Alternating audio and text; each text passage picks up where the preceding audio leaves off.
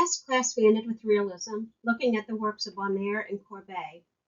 Now we're going to talk about Impressionism and the Avant-Garde.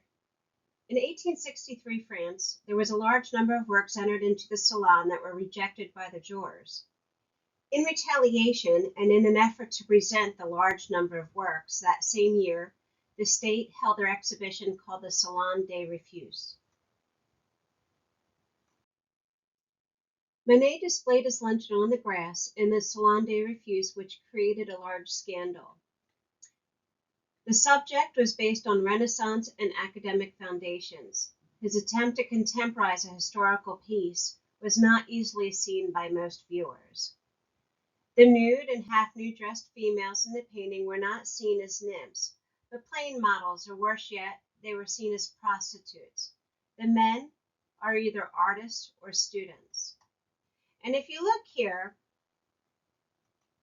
right here, Manet's model in the foreground for this painting also posed for Olympia. Manet flattens his forms, which helps to collapse the space in which the characters reside. He's allowing his work to be seen as two-dimensional. There is no extended effort to create the illusion of depth and space or build realistic volume. Critics did not easily accept this type of representation. Here's another one of Manet's paintings. This is titled Olympia from 1863. This painting was even more controversial than Luncheon on the Grass. Many academic painters were more subtle with their representations of women as goddesses. The eroticism in their paintings were innuendos, meaning it was more suggested. But here, we see the female as an unidealized modern woman. Now, if you look to the right, you will see her slippers down here, and also up on her neck, there is a ribbon, which easily identified her to the viewers of the time as being a prostitute.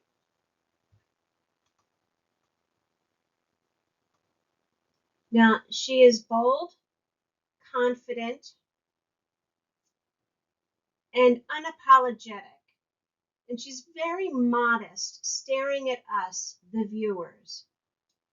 The light flesh, which is flattened, set against a dark background, aids to the shock with its darkness.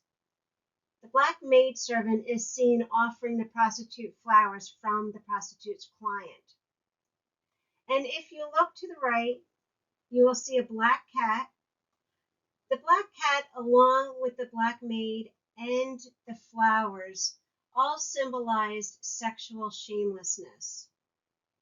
Now, the flowers symbolized or is a metaphor for female genitalia, and black African women were believed at the time to be hypersexual beings.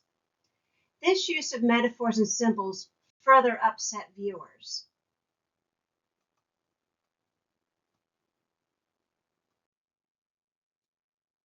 One of the largest influences on 19th century art since photography was Asian art, particularly color woodblock prints. Modern artists like the flat patterns, solid colors, and the contour lines in their drawings. This influence accentuated their belief that pictorial truth lay not in illusion, but in fundamental qualities of the artist's means and the planes of the picture surface. Mary Cassatt was one artist influenced by Japanese prints. We see this clearly in Woman Bathing from 1890 to 91. Cassatt's use of contour lines and patterns on the floor nicely complement the stripes on the figure's garment. Cassatt is not focused on accurate perspective.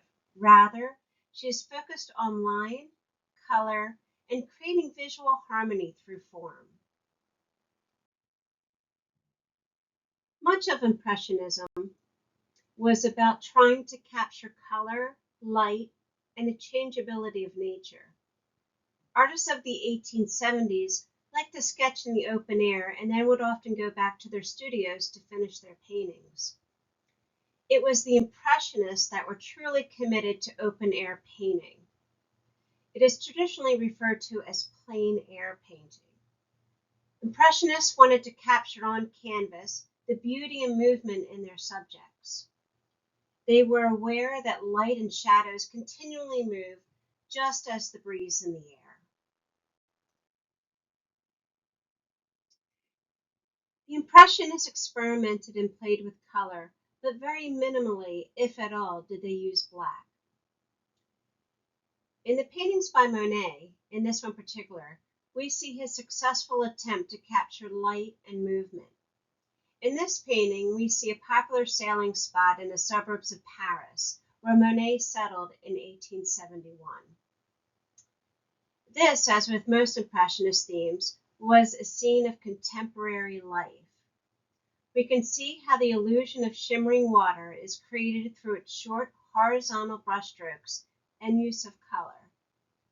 The brushstrokes have no specific uniform pattern throughout the painting. The water consists of the short horizontal strokes, while the trees appear to be created by the flat tip of a brush blotted on. The sky, boat, and lower part of the canvas are smoother. But it's the color in combination with the texture of the paint itself and how the artists were able to capture the essence of the scene they were painting that made Impressionism what it was. Renoir was an Impressionist that focused more on figure rather than nature. In his Milan de la Galette in 1876, Renoir shows us a scene of a Sunday afternoon dance. His color is distributed throughout the canvas. That, in combination with his short brushstrokes, enhanced the feeling of movement. Here, people are actively socializing with each other, talking and dancing. Relaxing, pleasurable scenes were popular among Impressionists. They had no interest in politics or social injustices that were happening around the world. Degas was an Impressionist who worked in many mediums.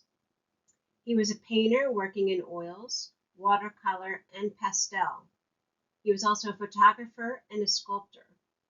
Here we see a pastel of the jockey from 1889. Degas explored movement in his work. We see this in many depictions of horses such as this one, and of his young ballet dancers. Here we see one of Degas' dancers, titled Little Dancer 14 Years Old, from 1878 to 81. The fact that Degas was a sculptor was not well known at the time, since they were rarely exhibited in public. This piece, however, was shown in the 1881 Impressionist exhibition. And here we see an actual tutu and real shoes and a satin hair ribbon, combined in a traditional wax sculpture, starting with a modeled armature on a wooden base with wax that was slowly built up in layers. Degas' use of real objects, such as clothing, was a breakthrough for 20th century sculpture.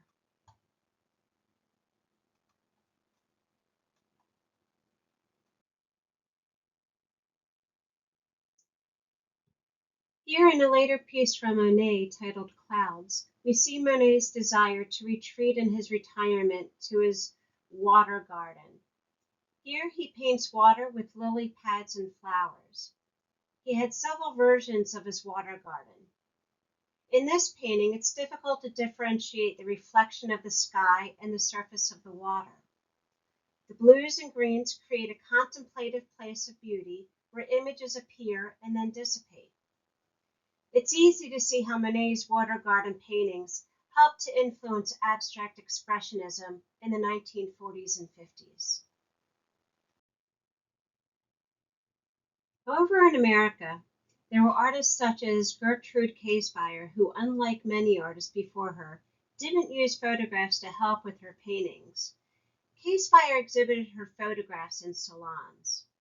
Her photography was a form of pictorialism, which emulated the softer lines and atmospheric qualities similar to that of the Impressionistic paintings. Pictorialism grew in the late 19th century, partly in retaliation to critics criticizing photography as a valid art form. Like Cassatt, K-Spire mainly did domestic themes of mothers and their children. Winslow Homer was a largely self-taught artist who made illustrations for Harper's Weekly magazine. Homer was assigned to the front during the Civil War. During this time, Homer mostly did illustrations and oil paintings of the calmer moments of camp life instead of the intense battle scenes. In this painting, Prisoners from the Front, in 1866, we see 3 Confederate soldiers surrendering to the Union officer who is at the right of the painting. If we look at this detail, you can see the 3 Confederate soldiers on the left. Now, on the far left, you'll see a young man with his bag on his back, and next to him is an older man that's in the center. Take note of the Confederate prisoner on the right. Look at how his hat is turned down, right here, how it's angled down, and how his hand is positioned on his hip. He's standing in a very defiant stance. This theme is reminiscent in many historical paintings. Thomas Eakins, a Philadelphia artist, worked hard to combine art and science for the sole purpose of capturing realism in his paintings. He used photographs as a tool to assist him. He also dissected cadavers, dead bodies, with medical students to learn anatomy. In early painting, the Champion Single Sculls from 1872, we see an oarsman taking a break while rowing down the Schuylkill River in Philadelphia to look at us, the viewer. Eakins painstakingly captured as much detail as he could for his paintings. We see this in the trees and the bridges, and the detail in the reflections in the water. Eakins is known to be one of the greatest portrait artists of the 19th century. In The Gross Clinic, 1875, we see his attention to individual features for each person. He even brings details to the students who are observing in the seats above. Even though some of the figures are vague, they still have individualized features and body positions. In this detail, you can see how Eakins paid close attention to how the blood splatters out of the body. We see the woman sitting in a chair on the left, a relative of the person being operated on. She turns her head away and her arms as if they were to protect her from the horror she is witnessing. And you can see that right here, along with the powerful expression she has with her hand and the position of her palm being held up like that.